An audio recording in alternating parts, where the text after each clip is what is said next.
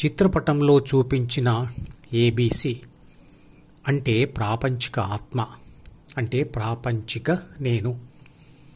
డీలోకి వచ్చిన ప్రపంచ సమాచారం మరియు కోరికలతో కూడి జ్ఞానేంద్రియాల ద్వారా ప్రపంచ అనుభవాలు పొందుతూ ఆ అనుభవాల సారాన్ని తిరిగి అహం, ప్రపంచ సమాచారం మరియు కోరికలుగా ద్వితీయ మనసులో రాసుకుంటుంది అని తెలుసుకున్నాం. సంతోషం లేదా బాధ రెండు భావోద్వేగాలే, అంటే ఉత్తేజకరమైన స్థితులే. ఆ ఉత్తేజం లేదా ఉద్వేగం కలిగేది ఎవరికి? శరీరానికా లేదా జ్ఞాపకాల పుస్తకానికా అంటే ఆ రెండిటికీ కాదు. ఆ ఉత్తేజం కలిగేది ప్రాథమిక మనసును చదివి అహంను పట్టుకున్న ఆత్మకు, అంటే ఏబీసీకి. ఏ అంటే ఆత్మ, అది అందరి శరీరాల్లో ఒకే రకంగా ఉంది. కానీ ఏబీసీ ఒక్కొక్కరి శరీరంలో ఒక్కో రకంగా ఉంది. ఆ తేడాలు బి మరియు సిలలో ఉండే తేడాల వలన ఉంటుంది. శరీరం ఒక పదార్థం మాత్రమే. ప్రాథమిక మనసు మరియు ద్వితీయ మనసు రెండూ కూడా పుస్తకాల లాంటివే. మొదటిది తల్లిదండ్రుల నుంచి వచ్చేది, రెండవది ఎవరికి వారే అనుభవాలతో రాసుకునేది. సంతోషం లేదా దుఃఖం అనే ఉత్తేజాలు అంటే వైబ్రేషన్స్ ఏబీసీకి కలగాలంటే ఒకటి, ఈ ద్వారా డీలోకి సమాచారం రావాలి. రెండు, దాని మీద ఏబీసీ ధ్యాస పెట్టాలి. మూడు, తర్వాత ఏబీసీ సమాచార విశ్లేషణ చేసి తగిన కోరికను సృష్టించి డీలో రాసి ఈలోని కర్మేంద్రియాల ద్వారా బాహ్య ప్రపంచంలో పనులు చేయాలి. నాలుగోది, 5 జ్ఞానేంద్రియాలు మరియు కర్మేంద్రియాలు పనిచేస్తూ ఉండాలి. 5, వచ్చిన ఫలితాన్ని కోరికతో పోల్చి విశ్లేషణ చేసేందుకు ప్రాపంచిక నేనుకు విశ్లేషణ శక్తి ఉండాలి. 6, అలా విశ్లేషించి తెలుసుకున్న తేడాను ప్రాపంచిక నేనును ఉత్తేజానికి గురిచేస్తుంది. ఆ తరువాత ఇవన్నీ డి అనే పుస్తకంలో ఏబీసీ రాసుకొని తర్వాత వీలైనప్పుడల్లా చదువుతూ సంతోషాన్ని లేదా దుఃఖాన్ని పొందుతుంది. ఇంతకుముందు చెప్పిన 6 విషయాలు ప్రాపంచిక నేనుకు శాశ్వతంగా అనుకూలంగా ఉండలేవు.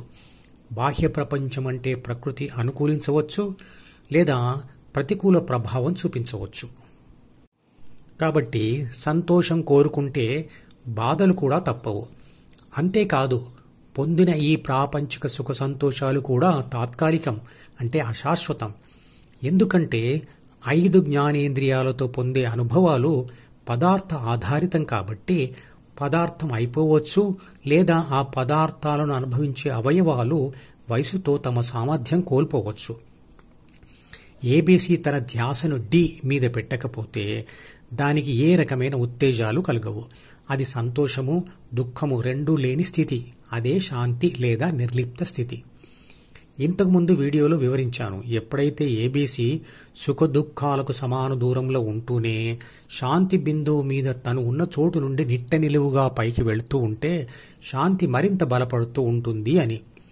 నిట్ట నిలువుగా పైకి వెళ్లడం అంటే అర్థం ఏబీసీ ధ్యాస స్థిరంగా శాంతి బిందువు మీదే చాలా కాలం ఉండడమని అర్థం. శాంతి బిందువు శరీరంలో ఎక్కడ ఉంటుంది? ఏబీసీ ధ్యాస పెట్టడానికి 7 శాంతి బిందువులు శరీరంలో ఉన్నాయి. వాటిని 7 చక్రాలు అంటారు. అందులో అనాహత చక్రం అంటే హృదయం కూడా ఒకటి. శాశ్వత శాంతి కావాలంటే ఏబీసీ ధ్యాసను హృదయం మీద పెట్టమంటాడు భగవద్గీతలో కృష్ణుడు. ఏబీసీ ధ్యాసను హృదయం మీద చాలాసేపు పెట్టి ఉంచగలిగితే దానికి ఎటువంటి ఉత్తేజాలు కలగవు, ప్రశాంత స్థితి ఉంటుంది. అప్పుడు ఏబీసీకి ప్రాథమిక మనసు అంటే బి మరియు సిల అంటే అహంలతో అవసరం లేక వాటిని వదిలేస్తుంది. అప్పుడు ఆత్మశక్తి అంటే ఏ ఒంటరిగా నిర్లిప్తంగా శాంతి స్థితిలో మిగిలిపోతుంది. అది వైబ్రేషన్ లేని అంటే అలలు లేని సముద్ర స్థితిని పోలి ఉంటుంది. ఉవ్వెత్తున లేచి పడిపోయే అలలే సంతోషం మరియు విషాదం. ఎప్పుడైతే మనం అంటే ఏబీసీ తన ధ్యాసను డి మీద పెడుతుందో అప్పటి నుండి మన శాంతిని మరియు సంతోషాన్ని మనమే ఎఫ్ చేతిలో పెట్టినట్లే. అంటే మన శాంతి సంతోషాలను చుట్టూ ఉన్న వస్తువులకు, మనుషులకు, వాళ్ళు చేస్తున్న పనులకు ముడిపెడతాం. ఈ అలవాటు పిల్లలకు కూడా నేర్పిస్తూ ఉంటాము. అలవాటు అయిన తర్వాత సంతోషాన్ని వేటికైతే ముడిపెట్టామో అవి లేకపోతే సంతోషం ఉండదు. అంటే శాంతి మరియు సంతోషం లేదా బాధ అనేది బాహ్య ప్రపంచంలోని వస్తువులలో, మనుషులలో లేదు. అది అసలైన నేను యొక్క ధ్యాస మీద ఆధారపడి ఉంటుంది. మొదటిసారి పొగ త్రాగే వాడికి దాని వాసన నచ్చదు. కానీ అది గొప్ప విషయం అని తనకు తానే చెప్పుకుంటూ, అనుకుంటూ, లేని గొప్పతనం ఆపాదించుకుంటూ, లేని ఇష్టాన్ని కల్పించుకొని అలవాటు చేసుకుంటాడు. అలవాటు అయిన తర్వాత అది దొరక్కపోతే బాధపడతాడు. శరీర రక్షణ, పోషణ మరియు పునరుత్పత్తి అనేవి ప్రతి జీవకణం యొక్క బాధ్యతలు. వాటిని సాధించడానికి ఉపయోగపడేవి 6 గుణాలు. ఈ 3 బాధ్యతలు మరియు 6 గుణాలు పుట్టుకతో వచ్చే ప్రాథమిక మనసులో జీన్స్ రూపంలో దాచపడి ఉంటాయి. అవి అతి తక్కువ స్థాయిలో ఉంటే సామాజిక కట్టుబాట్లకు లోనై ఉంటాయి. ఈ మధుపదం యూట్యూబ్ ఛానల్ వీడియోని సబ్స్క్రైబ్ చేసి గంట గుర్తును నొక్కి ఆల్ని సెలెక్ట్ చేసి ప్రతిరోజు యూట్యూబ్ ఓపెన్ చేసి అడుగున ఉన్న సబ్స్క్రిప్షన్ బటన్ నొక్కితే అన్ని లేటెస్ట్ వీడియోలు చూడవచ్చు.